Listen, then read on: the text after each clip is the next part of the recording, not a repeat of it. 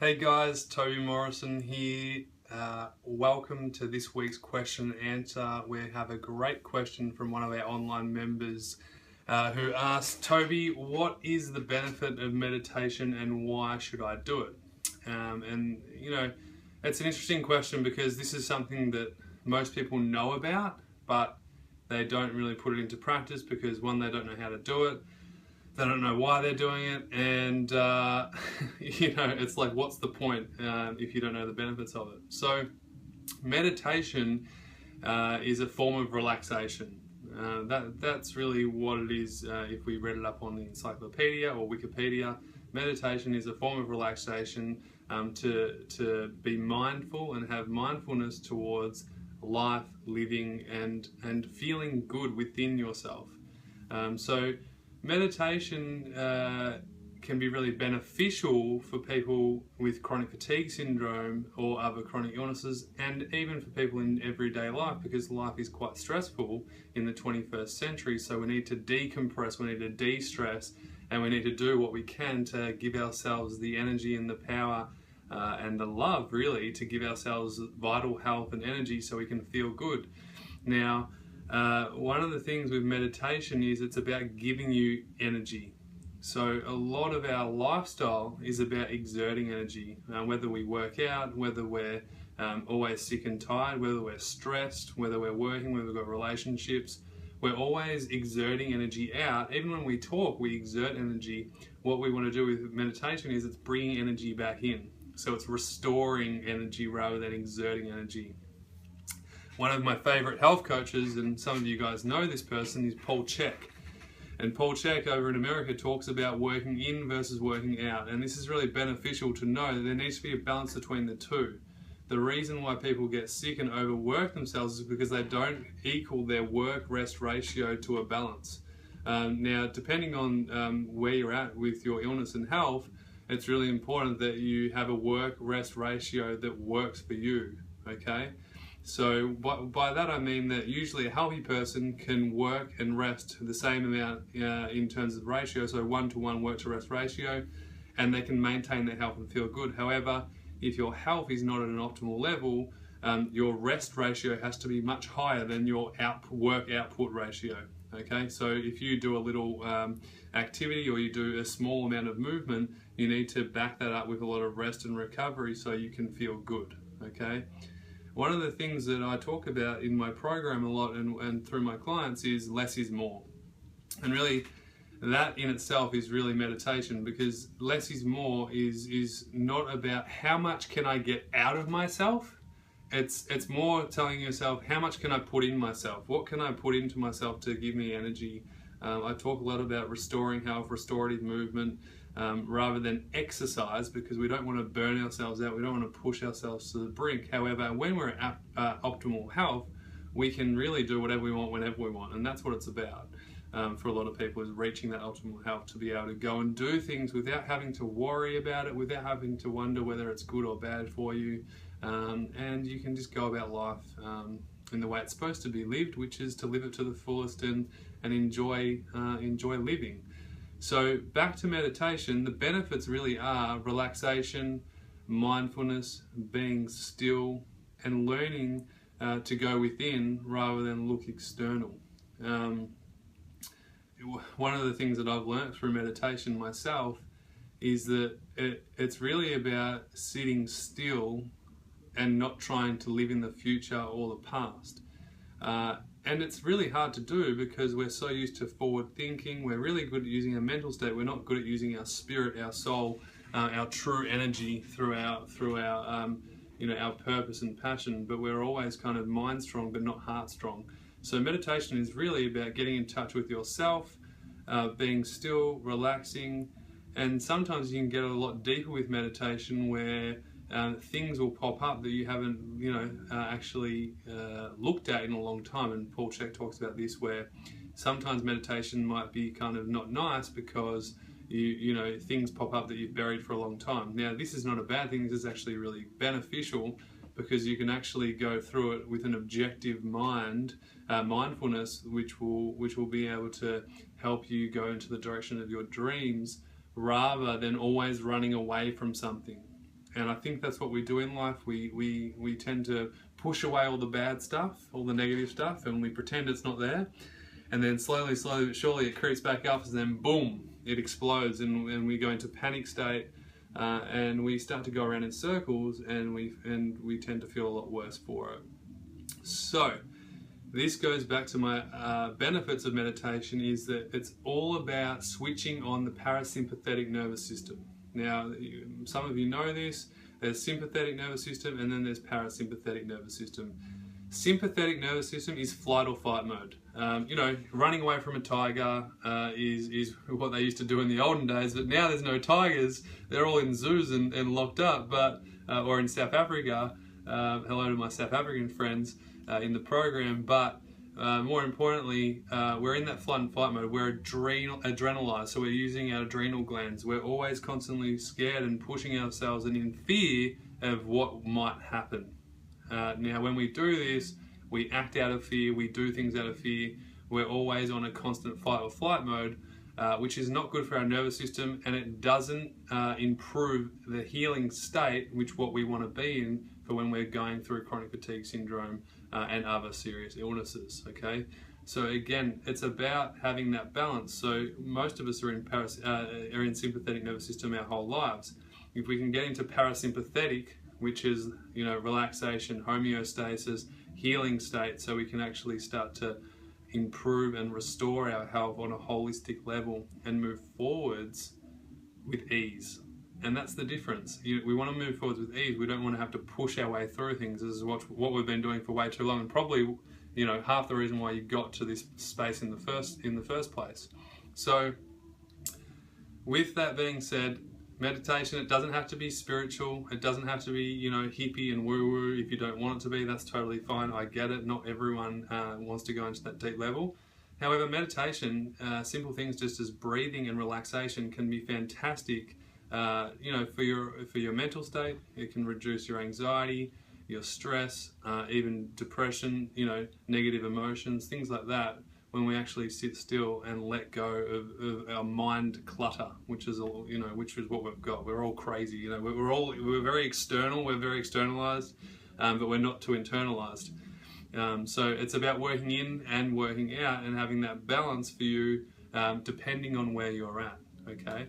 So meditation is really a form of breathing and mindfulness that combines both, which will help us get to a state of relaxation. So with meditation, we want to breathe through our nose and we want to breathe out our nose, because through the nose is going to switch on the parasympathetic nervous system, which is the relaxation state. Okay, you know, say if someone goes for a run or they push themselves vigorously, they're huffing and puffing.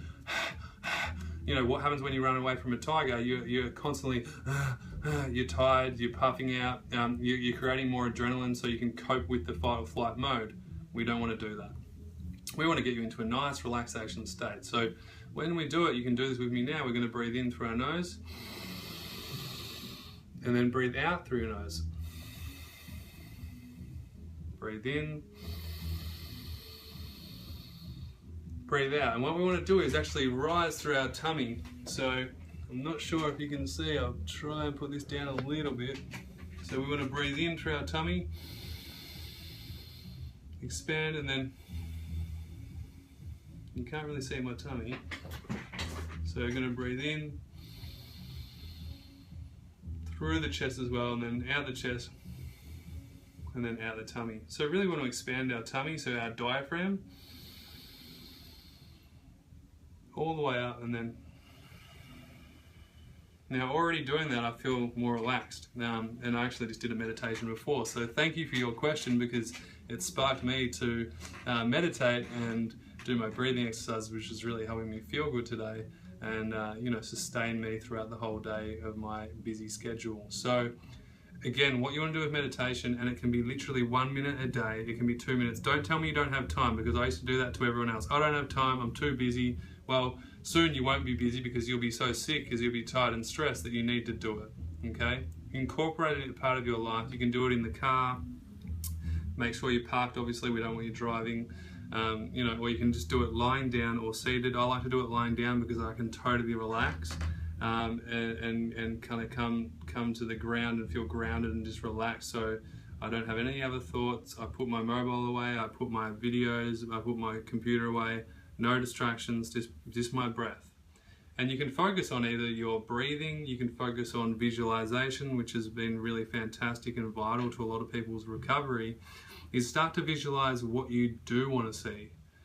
You know, when you're visualizing your breathing, every time you breathe in, you want to think about something positive, you know, and whatever makes you happy. It could be your family members, it could be you know, you feeling really strong and vital. And I mean, for me personally, one of the things, I've got my book here, one second.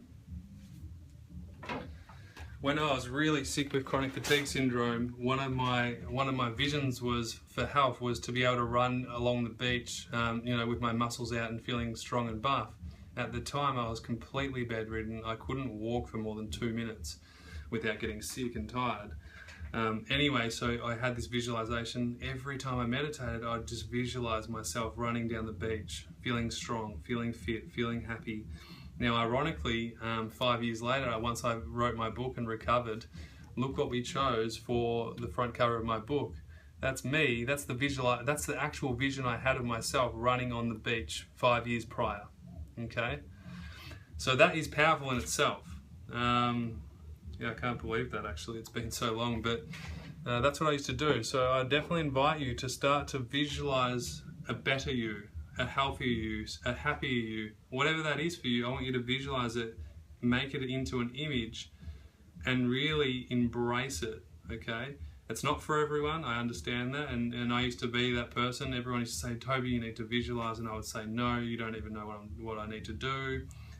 But once I came within myself and started to visualize the good things, I started to actually have a consciousness towards moving forwards in that right direction. So it can be a very beneficial, you know, thing to do on top of your recovery. Please keep in mind, this is only a small percentage of what you need to be doing on a holistic level.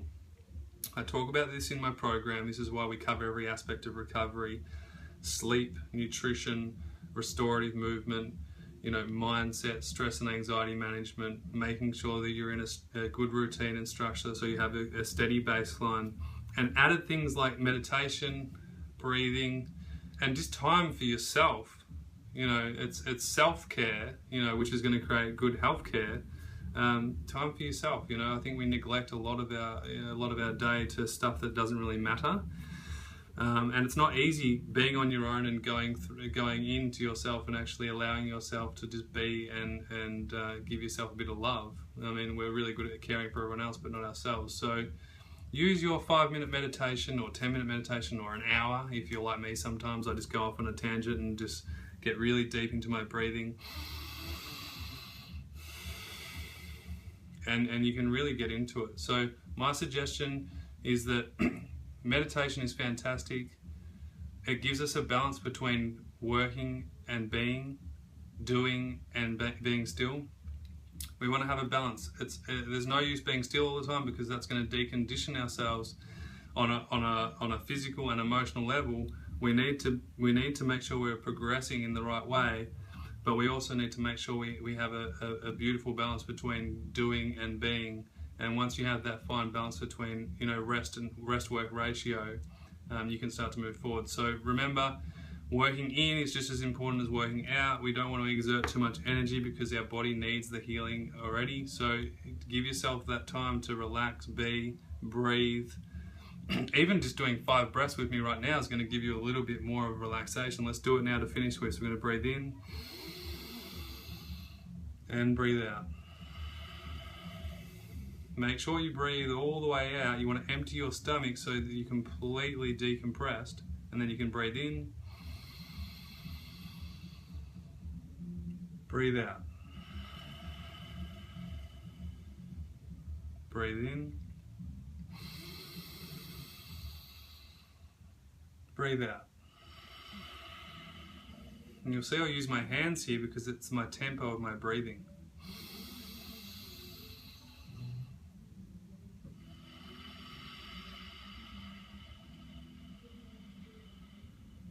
Okay, Everyone's breathing is going to be different. It doesn't have to be perfect. I've been doing a little bit of work on it lately, so I'm getting better at it. But just be your best friend. Give yourself 5 or 10 minutes a day where you just sit there, be still and breathe. Your mind will wander. That is normal, so don't worry about that. You just need to try and bring your attention back to breathing, focusing on getting that flow through your whole body, because meditation does a lot of things on an emotional level with your mindset, relaxation, stress and anxiety management, but more so on a physical level. It creates blood flow, more oxygen to the body. It really creates a homeostatic state, so you're actually in a healing state, so your body actually can restore energy and restore health. So I hope that helps. I hope you have a clearer understanding of meditation. In the program, if you are in my program, there is in Module 5, there's a visualization meditation podcast that you can listen to, and also a 10-minute breathing exercise program on Module 6, which is absolutely amazing. It teaches you all the techniques you need to do to restore that energy, perfect for when you're in bed or really tired and sick, or if you just want more energy and you're feeling good. These exercises can be done on a day-to-day basis. I call them the Core 4, and they are unbelievable. It's a combination of Qigong, meditation, and also restorative movement, so it's going to give you a lot more energy than you think it will. I hope that helps. Namaste, as they say. Until next week, I will see you soon. Goodbye.